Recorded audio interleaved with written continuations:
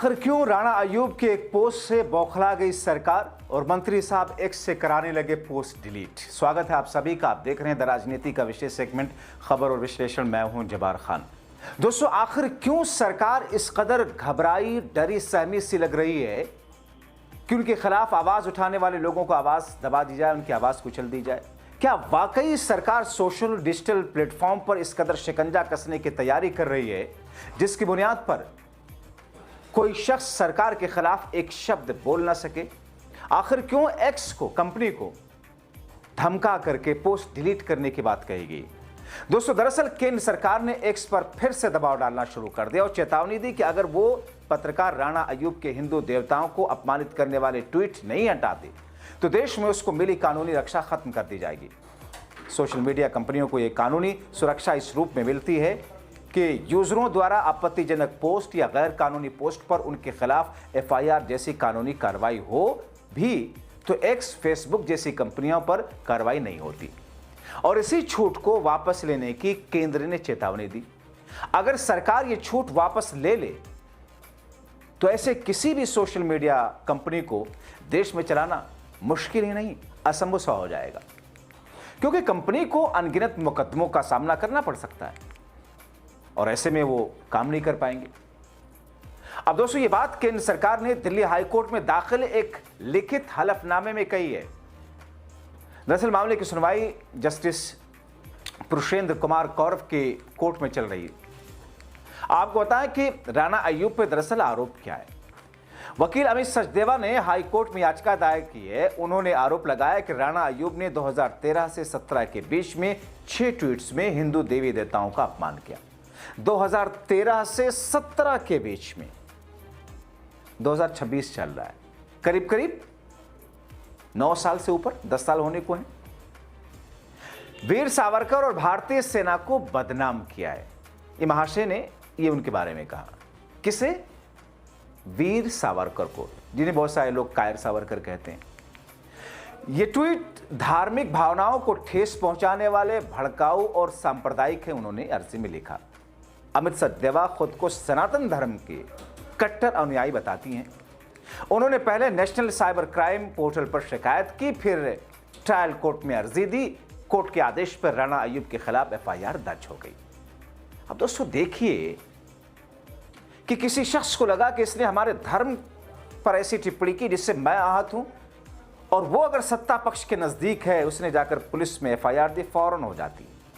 और किसी शख्स को अगर लगा, विरोधी दूसरे धर्म के आदमी को, कि फलाने ने कुछ ऐसी टिप्पणी की जिससे हर्ट पहुंचा, धर्म के विरोध है, वो नाक रगड़ता रह गया, उसके शिकायत ली नहीं गई।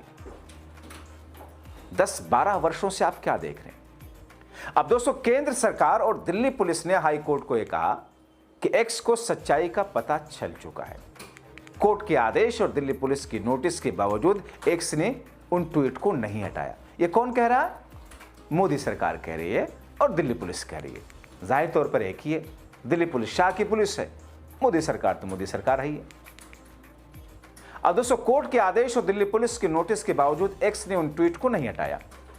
सरकार ने कहा एक्स का यह निष्क्रिय रहना आईटी नियमों के तहत सतर्कता की शर्तों का उल्लंघन है।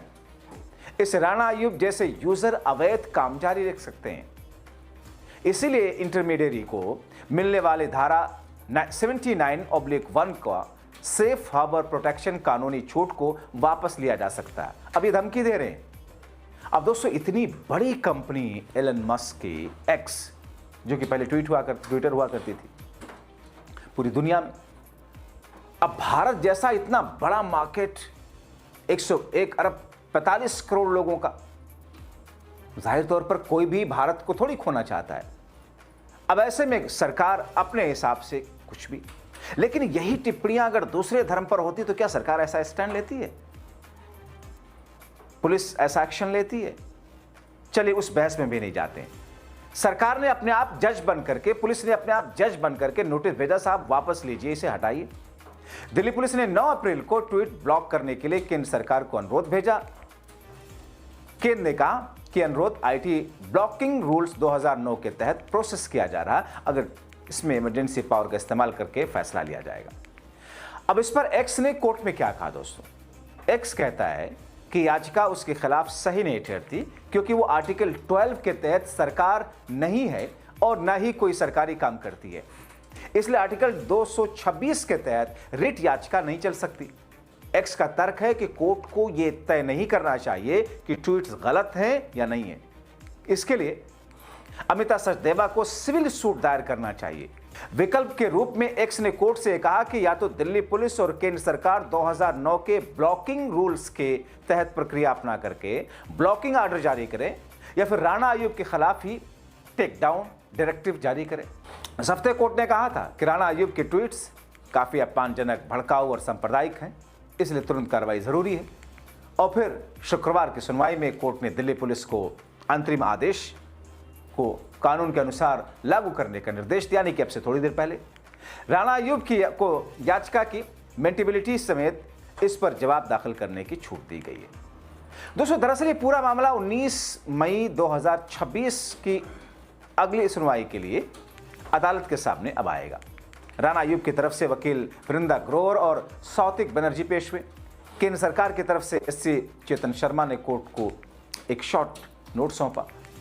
दोस्तों, अमित सचदेवा ने एक्स की शिकायत समिति से भी गुहार लगाई थी, लेकिन वहां राहत नहीं मिली क्योंकि मामला अदालत में लंबित था। उन्होंने कहा कि सारी कानूनी प्रक्रियाएं पूरी करने के बावजूद ट्वीट्स अब भी दुनिया भर में सार्वजनिक रूप से उपलब्ध हैं, जिससे धार्मिक भावनाओं को लगातार चोट पहुंच रही है।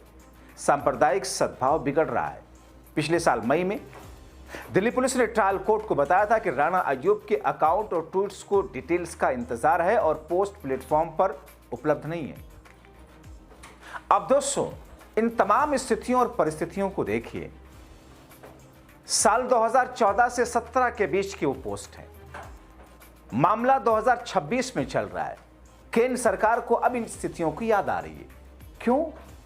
इसके पीछे की स्थिति क्या है? चुनावी माहौल या फिर कुछ और? हाल में देखा आपने किस तरीके से केंद्र सरकार की तरफ से गाइडलाइंस, एडवाइजरी बार बार जारी की जाती रही। कहा यह गया कि साहब ये तो पोर्टल्स, ये तो digital media platform, social media platform पर शिकंजा कसने की तैयारी, क्योंकि मेन स्ट्रीम मीडिया तो उनके पक्ष में है। डिजिटल सोशल मीडिया पर अधिकतर जो स्टैब्लिश्ड हैं वो सत्ता पक्ष के खिलाफ, सत्ता पक्ष पर निगाह रख करके उनसे सवाल करते हैं, उनकी नीतियों पर सवाल करते हैं। हाल में दोस्तों आपने देखा कि दिल्ली प्रेस क्लब में डिजिटल मीडिया, सोशल मीडिया के लोग इकट्ठा हुए इन चीजों पर चिंता करने के लिए। कुछ राजनीतिक पार्टियों के लोग भी इसमें गए। आम आदमी पार्टी के सांसद संजय सिंह ने कहा कि अगर सभी YouTube channel, Facebook, digital platform पर पाबंदी और अब ऐसे पोस्ट से बुखलाई हुई, इस तरीके की निगरानी शुरू हो गई तो कोई सही खबर भी नहीं दिखा पाएगा। सरकार पहले ही टीवी मीडिया को नियंत्रित कर चुकी है, अब डिजिटल प्लेटफॉर्म को भी नियंत्रित करने की कोशिश है। जिस अंदाज में हाल में सारे डिजिटल प्लेटफॉर्म के लोग इकट्ठा हुए, संजय सिंह कहते हैं, संसद में उन्होंने इस मुद्दे को उठाया भी था। आरोप भी लगाया था कि सरकार पूंजीपतियों को फायदा पहुंचा रही है, उसके विरोध में उठती आवाजों को निशाना बना रही है। राष्ट्रीय जनता दल के राज्यसभा सांसद भी मनोज कुमार ने भी इस मुद्दे को संसद में उठाया था और आरोप लगाया था कि सरकार की आलोचना को देश की आलोचना बना दिया गया है। मेरे देश और मेरी सरकार में फर्क ये है, यह फर्क 75 साल पहले भी था, यह फर्क 75 साल बाद भी रहना चाहिए। मगर दोस्तों, एक राणा अय्यूब की बात नहीं है, यह तो एक एग्जाम्पल है। हो क्या रहा है पहचानिए, जागरूक रहिए, अपनी राय लिखिए।